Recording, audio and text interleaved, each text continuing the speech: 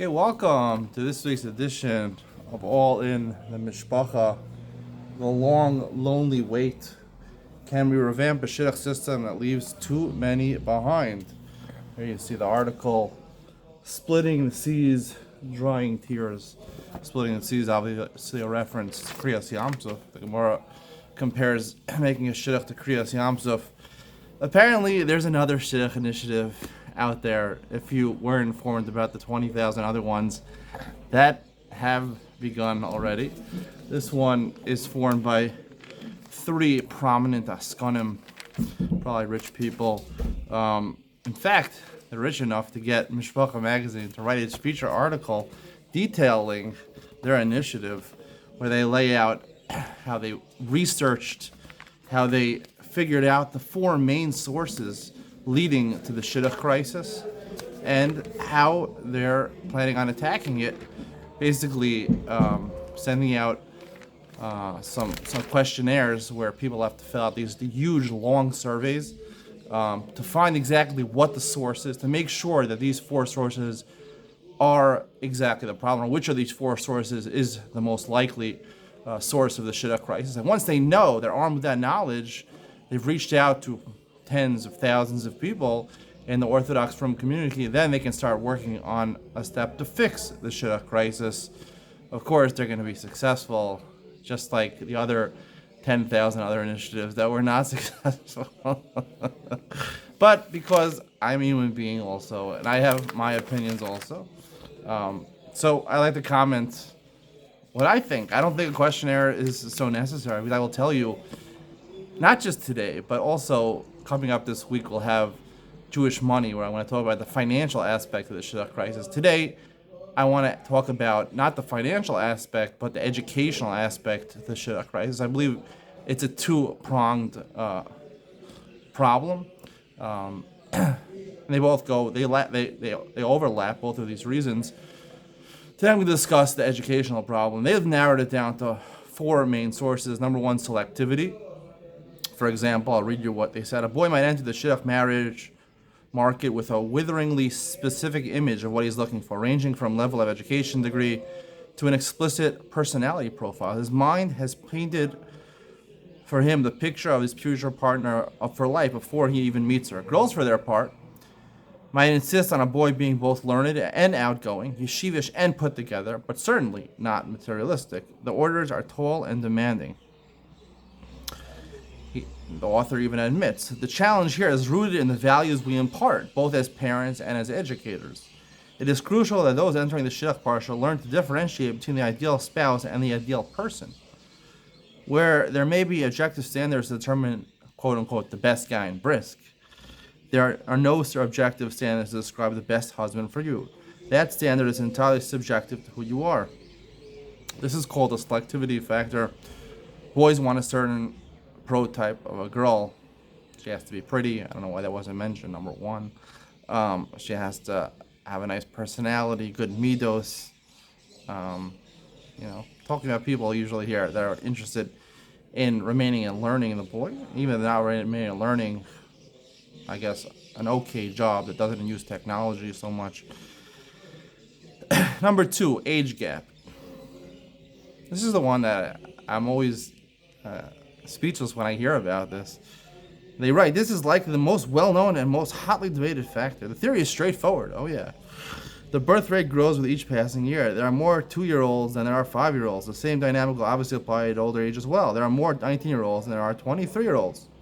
Since it's typical in our community for a girl to begin dating at 19, while a boy won't start until he's 22 or 23, the math dictates there will be many 19-year-old girls who simply cannot be matched up with a boy. The 19-year-old boys aren't dating, and the supply of 23-year-olds runs out. The outcome might be what we call the vernacular a Shidduch crisis. Yeah, it's like supply and demand. It's like a marketplace, It's like selling stock. You can't sell a stock unless someone wants to buy it. Come on. I mean, what is this? People are commodities? I mean, come on. This is not, yes, maybe they technically are, but, Shidduch can happen in so many different ways. I mean, sometimes even girls that are older marry guys that are younger. If the girl doesn't get married at 19, she can wait till she's 23, and there'll be a lot of boys her age, right? All those 19-year-old boys when she was 19 are now 23, and starting to date. It's very normal to get married to your own age bracket. So if you're concerned, right, you shouldn't be concerned because however many girls there are, usually 50% of the population is boys and 50% is girls. So just wait till they're 23. It's not that long. And you'll have the exact same amount of boys and girls. In fact, there'll be less girls because some of the girls got married earlier to the 23-year-olds, who were 4 years older. So don't be so worried about it. This is stupid. I don't like this idea. I'm not even going to address this source because I don't think it makes any sense. Some people feel it's really the reason, and they had an initiative a number of maybe years in this magazine, tell boys to get married at a younger age. 21 might be the right age for you. Maybe it's the right age when you stop sucking your pacifier. No, it's not the right age. The right age is 28 years old. If you're learning in yeshiva, you want 10 years of learning seriously without the burden of financing a family. You shouldn't be taking money from other people. I'm going to discuss this a lot prominently. It's a terrible idea that we finance people learning in kollel. Giving them apartments is one thing, but to pay a monthly salary to couples is bad for the parents, bad for the couples, and bad for the marriage. I'll tell you why in a second, because it usually puts people together who shouldn't be together. Number 3, gender misalignment. The yeshiva and Beis Yaakov systems work alongside each other up until a point. Throughout high school, respective curriculums focus on Torah and Yiddishkeit. Girls then do an additional year of learning in seminary, blah, blah, blah. Boys, however, generally remain within the yeshiva system. This divergence results in disparity in lifestyles and experiences of the two genders. And that disparity only grows with time. Once a girl hits her mid-20s, she might have a master's degree or has sat in on multi-million-dollar transactions. Yeah, that's right. She's raking in millions, right? If she was raking in millions, she's sat in on the transaction. Maybe she's a secretary over there. She wasn't involved in the transactions. Otherwise, there'd be no Shidduch crisis because, everybody would want to marry her because she's got a nice bank account and all the money they need for the rest of their lives. The boy she's dating will not relate to any of this, causing a gulf between the two parties and making compatibility a challenge. This is one way gender misalignment presents. Another presentation is almost the exact converse. Since the yeshiva system offers a very specific experience, i.e. a religious one, those wishing to obtain a degree or advance a career will struggle to straddle both worlds. And once a boy is no longer in yeshiva, the stigma of becoming a quote-unquote working guy, as opposed to a quote-unquote yeshiva guy, becomes a very real challenge. Girls, on the other hand, don't have this issue. Since the Beis Yaakov system culminates at the end of 12th grade or seminary, a girl can move on to college or the workplace without the stigma of having left the system. So either way you cut it, there's a problem. Boys will either be perceived as too yeshivish or not yeshivish enough for the girls that they are dating. This is the problem. This is a real problem. Number 3, we'll discuss this in a second. Number 4, limited capacity. It's hard to tally an exact number of shadchanim in our community. Blah, blah, blah. Most of the big shadchanim, right, are the ones that get all the action. The problem compounds. Since there's less demand for lesser known shadchanim, there's less incentive to pay any significant sum for their services. The less they get paid, the less motivation there is from the take shidduchim, and the less incentive there is for others to pursue full-time shadchanim as a career. In short, there just aren't enough shadchanim to go around. Okay, so that's the 4th problem. 4th problem is not enough shadchanim. The bigger shadchanim have too many people to take care of. They're overworked. They only focus on the best girls. The guys always have lists. That's just the way it is. The best guys will always have a list of as many great girls as they want. I was personally part of the Shidduch system for 10 years.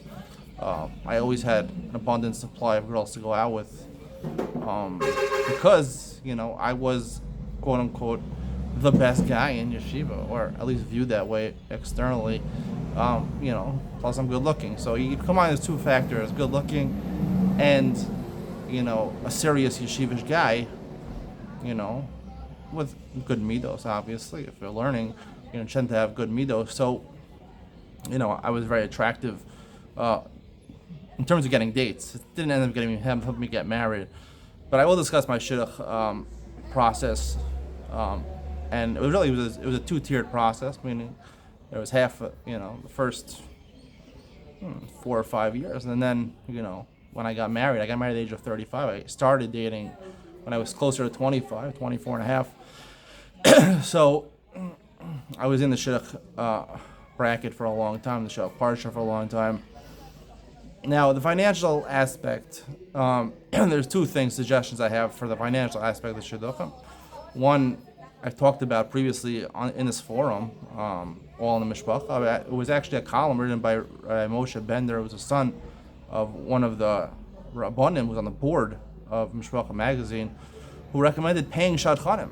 You know, that's a great idea, and that really solves problem number 4. Really, if you pay shadchanim, even lesser shadchanim, you pay them not just when they make a shidduch or more money when they make a shidduch. You have to pay them for a suggestion, for a date. Every day you got to pay by the date. This way, there's incentive for shadchanim to take you on, and also, if you're a girl, and you're not getting dates, call up a shadchan, someone with a little bit of experience, and pay them by the hour, by the date. You'll see, they'll get you boys. When people are getting paid, they'll take care of you. And it's a business. It should be a business, and it should be treated like that. The other aspect of the financial problem of the Shidduch crisis, I'll just elaborate more on in Jewish money this week when I sit down, probably with my friend Shmuel Silver again, is the misalignment of marriages where you have the rich, a guy like me, yeah, I wasn't the best guy in Brisk, I didn't go to Brisk, I didn't go to the right yeshiva, so, I was in the right Freeman's yeshiva. It was an okay yeshiva. I mean, it's not Brisk, it's not one of the formidable yeshivas that all the BJJ girls are looking for, all the Masoris Rachel or Hadar girls are going. I didn't get, and also I had a modern Orthodox background, so I wasn't in the yeshivish circles. I wasn't getting, from the real yeshivish family with a lot of money, or I wasn't getting offered a lot of money. There were some girls I went out with who also had a modern Orthodox background who were offering money. But a lot of times you have the rich father-in-laws are after the best guys here in Israel, let's say Tifrach Yeshiva or Hebron Yeshiva or Panovich Yeshiva. They're after those best guys in that yeshiva. Or the American girls who went to BJJ or Hadar or Masoris Rachel. They're after the guys from Brisk, the best guy in Brisk, or of Svi's, what's that, Kushalevsky? No, it's a different, I don't know, one of those yeshivas I learned Kudshim. Those seem to be the most popular yeshivas. So they're after the best guys in learning, and they're willing to offer not only an apartment here in Israel, but, a salary, basically. They're giving you a monthly check. Hard to turn that down. You're the best guy. You want to learn for a long time. But it's not a good situation for that girl of the wealthy businessman to get married to that boy who's super serious in learning. And I'll tell you why in Jewish Money later in the week. Today I want to discuss, again, I don't think the age factor has anything to do with the Shidduch crisis. The other 3 things, the thing about the lack of shadchanim can be easily rectified by paying shadchanim. The really big source really is gender misalignment, and which is number 3, and to a smaller extent, selectivity, which really is a byproduct of number 3, which is gender misalignment, which is basically girls and boys are very different. Boys are encouraged to learn in yeshiva for many years, to never leave yeshiva until they get married. There's no option of going and getting a degree or something like that, because then there's a stigma, like the article said. You're considered a working guy, and a working guy is not going to get the girl, because the girls, this is the problem, in seminaries and Beis Yaakov, the girls are all taught you want to marry a guy who's going to be in learning for as long as it's financially possible. All those words ringing in the girl's ear. Now, even though she has moved on, she's got her master's degree, she's working at a hedge fund, she's working as a lawyer, maybe it's not okay to work as a lawyer, but she's working a high-profile job, and you have this guy, this Bacher, usually a Nebuch Bacher, he's 28 years old. He should have been married 5 years ago, but he's still in Shidduch for whatever reason. He hasn't gone to Shidduch, and he's just rotting away, trying to learn, keep up with the Rosh Yeshiva Shir or whatever program he's in Yeshiva. He's not productive anymore in Yeshiva. Usually the more, the advanced you get in age, you become less productive. You're more on fire, as they say, when you're younger, especially if you're coming from the modern Orthodox world. So you cool down a little bit and you go on dates. It's funny, it's comical to go on dates with these girls that are in the working world. These boys have no clue about the world. They just don't have any clue about the world. Why should they? Smartphones are forbidden. If you're even after marriage, certainly before you're married, You have no clue. The Rosh Hashivas all tell you it's a stupid thing to follow current events. It's a waste of time. Sports is usher. Music is usher unless it's like Hasidic music. So you're not supposed to be into any of these things. You're not supposed to have a personality, and you're supposed to go out with these girls with very developed personalities, a very developed worldview that have opinions on a lot of matters, including politics, including hashkafa, and you don't really have that. You're the only experience you have is by going on the dates with all these girls, and they're telling you about their experiences. So when you go on a date, it's incompatible, and the biggest problem is that it's not the stigma. It's not okay to be a working guy. When I was in yeshiva, now I look back and the guys that I was in yeshiva. When I was in yeshiva, I was the top guy in yeshiva and all the yeshivas I went to because I was the most serious guy. I was a smart guy. I did well in my SATs. I got a nice scholarship to Yeshiva University. I became from in Yeshiva University, like Haredi from in Yeshiva University. I ended up going to the Mir, ultimately to Yaakov Friedman's Yeshiva. And then I eventually made it back to America. I was in Shar Yasha, which is not the most yeshivish place. People were wondering why I was in Shar Yasha, but it was just close to where my parents lived, easily accessible. I wanted to get married quickly and go back to Israel to learn at Friedman's. Never worked out, but the point is that it's not okay. Like, I remember I was, let's say, my yeshiva, let's think Rabbi Friedman. I was like 22, 23 years old. Rabbi Friedman's yeshiva in Israel, a decent yeshiva, a serious yeshiva. I was maybe the most serious guy there. Maybe one other guy was on my level in seriousness, staying up till 2 o'clock, learning every second available. There were other guys that, my age that were serious, and, they came to Siddharim, they came to learning, but, they're Bena Siddharim, they weren't learning, they were schmoozing, they were sleeping, when Night Seder ended at 10:30, they were out of there at 10:30. They weren't putting in the extra effort, the overtime. They weren't going overtime.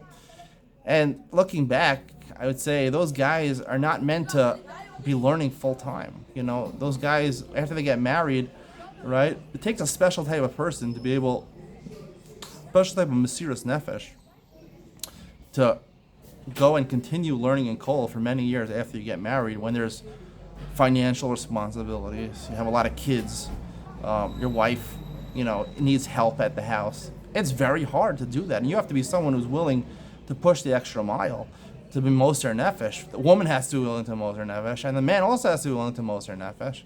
And usually, there's very few guys that are actually going to do that. And I'll talk about this more in Jewish money. Oftentimes, these guys that are the top guys end up marrying the girls with a lot of money. The girls with a lot of money comes from households where they're accustomed to luxuries, if not an average lifestyle. And the lifestyle they're going to live, learning Kolel for 20 years, is not even going to be close to a median lifestyle. It's going to be in poverty and debt. So it's just not compatible. So there's people in my class, the guys that are Moser Nefesh. And then there's people that, who come to Siddharim are serious, but those are the guys that are outgoing, the guys that, have personalities.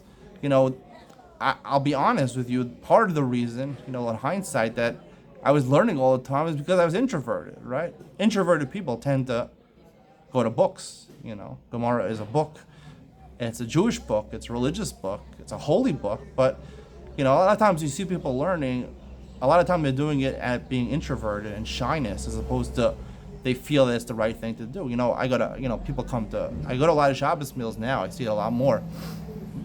Even when I used to go to Shabbos meals, I was very quiet, but I didn't take out a sefer in the middle of the meal and start learning the sefer. I felt it was rude to the host to do that. When I was with my parents, I felt it was rude to do that. Even though there were guests at my parents, I didn't feel comfortable. I sat there quietly, like a stupid person. But in hindsight, it was the right decision. Now I see people, they go to meals and they're rude. They take out a sefer in the middle of the meal and they just start, they start learning. It's like a Borber Sarabim. Like, just because you're introverted and you don't like to say, or even if you have what to say but you don't want to talk because you're choshesh, it might be lashon hara, that's not a reason to be rude to other people and take out a sefer, especially at someone else's house. It's not right at all to do that, or to leave the meal early and say I got to go learn. Doing it quote unquote because you're holier than everybody else. No, you're just introverted. That's what it is. So, part of the fact that I was doing the Mesiras Nefesh is because I didn't have I wasn't that person who would have what to socialize with the other person. It's a combination of the fact that hashkafa tells you to ignore other issues. But even if I had other issues to talk about, I don't know if I would have been able to converse with other people, and as an extroverted person would be. So my tendency was to stay. But that's a group of type of people that are gonna want to learn. They'll be introverted when they get married. Fine. Then you have a second group that I mentioned that are sugbi. But those people are also taught you got to learn full time. And girls also want that. The girls, assume that those two categories are mixed, right? No one tells you the difference between these two guys because, yeah, he's a really serious guy. He comes to all the Sadarim.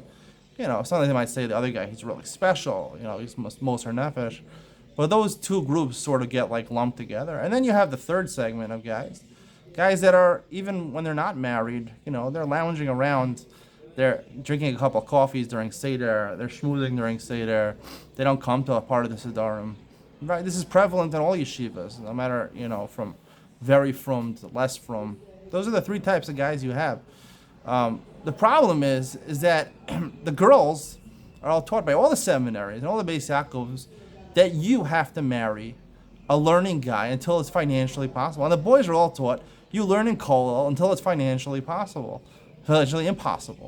As long as it's financially possible, you should learn in kollel. Or be a Rebbe, or be a Ram, a Rosh Hashiva, something in Klei Kodesh. Right? You have to get a job, at least get a Rebbe job, a fifth grade Rebbe in a yeshiva, which is probably so boring to you, and you hate it, and you're just translating, your Jastro, translating Gemara words to them into English. That's the stupidest job. You hate it, you get paid nothing. And you pay more in kollel, you pay nothing. You hate your job just to do it as you're in Klei Kodesh. So you can marry, you can have the right job. That's a problem. It's taboo. The taboo is the educators. The educators are saying it's not okay to be anything but in kollel, and that's the biggest problem of our generation. That is the biggest, and I would say 95% of the Shidduch crisis is a combination of the education and the fact that people are willing to put money behind this. Meaning Rosh Yeshiva are willing to tell their bachrim go for the apartment, right? And the rich guy is saying, go for the best guy. So there's a financial aspect to this. There's always a financial aspect to everything. And then there's the educational aspect, which I'm talking about today, which is, really you have to marry a guy. The girls have to marry a guy who's learning kollel, right? Unless you're not even from. You're not from. You marry a working guy. And the guys don't want to leave yeshiva a working guy. A lot of guys yeshiva, a lot of those guys, right, meaning not a guy like me who's Moser Nefesh, but someone who's just learning the regular Siddur. And once they pass a certain age, 24, 25, and they're not married, I think already the educator should be telling those people who had a job, listen, you come on time, you leave on time, so transfer it over, earn a parnasa, earn some money, so you could support a family legitimately, because kollel is not really an option. You'll say, yes, we need the Rabbanim, we need the Rosh Yeshiva. Yes, those 2% of the people in yeshiva like me will be the Rosh Yeshiva, will be the Rabbanim. You think I'm not a rabbi. I'm not a rabbi, but I'm disseminating the most Torah in the world currently, right now, by far. I mean, if people would actually listen to my shiurim and they would hear not just the depth, but also the breadth of my knowledge, I mean, they would be dumbfounded because I am disseminating the Torah, and because I was so into my learning, and I was really supercharged when it comes to learning. I'm able to put out all the shiurim, 40 shiurim a week, which I don't think, which is kind of superhuman what I'm doing, but and I cooled off, since I was 27, I cooled off. I was still learning, but it wasn't the same engagement as earlier, but I'm still putting out because of my fastidiousness and my studiousness. I'm putting out unbelievable shiurim. I'm able to do it as part of my channel on YouTube, and maybe people say it's not the right way of disseminating Torah through YouTube. That's their opinion. They can say whatever they want. I don't really care. But they will have those people. They'll be the rabbis. The 2% will be the rabbis, and the rest of the people should get jobs. Support your wife with decency, And certainly, the third category of guys that are slacking off in yeshiva, as 22-year-olds, they're slacking off. Half the time they're not learning. They're talking about music. They're talking about who's the next Yishai Ribo, who's the next Moshe Klein, who's the next Kubi Brumer here in Israel, if you're familiar with these singers, or they're talking about who's the next Mordechai Shapiro or Simcha Leiner in America. These guys they need an outlet. They need to get out of yeshiva. To tell them to stay in yeshiva, they don't get married. 26, 27. It's a mistake. Those guys, once they hit 24, 25, the Shidduch Parsha, right when you start dating, go get a degree or start a business. I don't think a degree is a good idea, to be honest with you. I think a degree is stupid. In this modern day and age, a waste of time. You can get credentials for any job.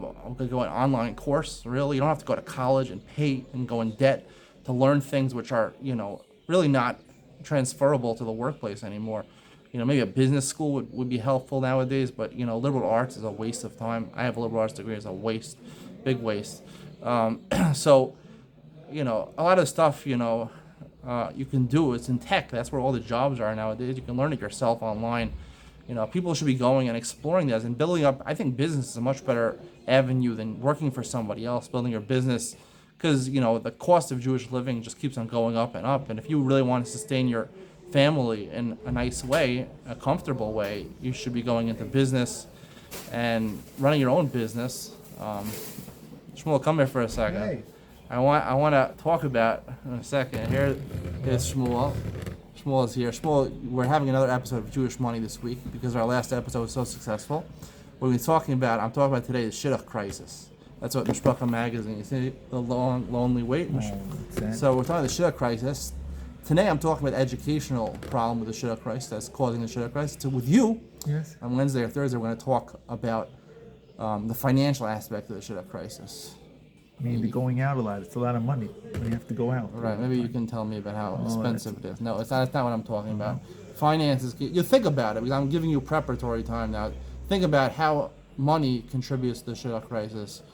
I'd love to hear your opinions, because we'll be talking about that in a couple days. So be primed for that. Do I have to go? Do I have to study the Mishpacha? Do I have to? Is that You the can read it homework? if you want. Homework? Yeah, you can take it if you want. Here. No. I don't take want it. to You Mishpacha. I don't want to read about it. It might be helpful. It looks very sad. This long, lonely wait, and there's like this picture of a girl standing, or some lady, or something. The question is, how did they put this girl on the cover? I mean, isn't this like a problem of looking at women? Like, What is that? Oh, there's a. she looks like she's 3 years old. They put a girl. She woke up from she went to sleep at 7 o'clock. She woke up. She's watching the sunset. No, she's it's- 3 years old. She's You know holding her what that doll. is? You know what that is? That's the. You know what that is outside? That's the splitting out the sea. Oh, the splitting of the sea, right? The Right. split sea. But literally, this girl looks like she's 3 years old. I mean, she doesn't look like a girl. I mean, she's a very short girl. It Maybe looks a she's. little bit like a horror film. No, it looks a little like she's like something's gonna happen scary in the next scene, right? Anyway, I'll tell you what I was saying today, Shmuel. I think a mummy or some. I think a zombie's gonna pop out of the. It looks very scary. It looks like she's in some facility, No, you know? Looks like she's in a facility. She's looking out the big window, on the wing, on the hospital wing. That's supposed to be the split sea. The split sea. It's like a psychiatric ward or something like that. Listen, That's no. it does, no? Yes. Who has windows in their house like this? Come on, no one has a window in their house like this. Looks like straight out of a hospital window. Okay. It reminds me of the old song. You made like looking out the window. Remember that? When will you know what I'm saying? You know what I'm saying? Anyway, what I'm saying, Shmuel, I'll see you on Wednesday. I'm saying to that. Light up my life. Remember that song? We'll talk about that. You and do. Think about it. Compose a playlist for me. All right. Anyway, so back to what I was saying, Shmuel. It's going to be delightful to talk with Shmuel in a couple days. So back to what I was saying over here is that the problem is that we have these three types of boys over here, and really two of the types of boys, which is 98% of the boys, once they hit Shidduch age, they should be working already, and that takes care of the gender misalignment. They'll have things to talk about. They'll be in the working world, and it'll remove the stigma of the working boy, because these guys should be working and they should have what to talk about to the girls, and they should have their own opinions, and they should be able to afford a normal Jewish living, which is getting more costly by the day. And in terms of the first problem, selectivity, that's the problem. These girls are looking for the perfect boy, which doesn't exist, right? They're looking for the guy because they're normal girls, and they want the guy who's really yeshivish and learn for the rest of his life, but he's outgoing. No. If he's learning full-time overboard, he's introverted. That's why he's doing it. So he's not going to find that. And if he's outgoing, that means he's not going to take his learning seriously. So he's not going to take his learning seriously. So you're stuck. It's going to be one or the other.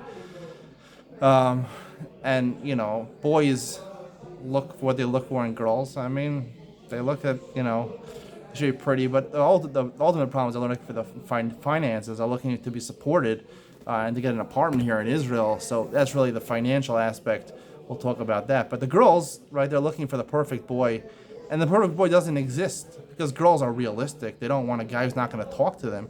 They don't want really a life where they're not going to have any money.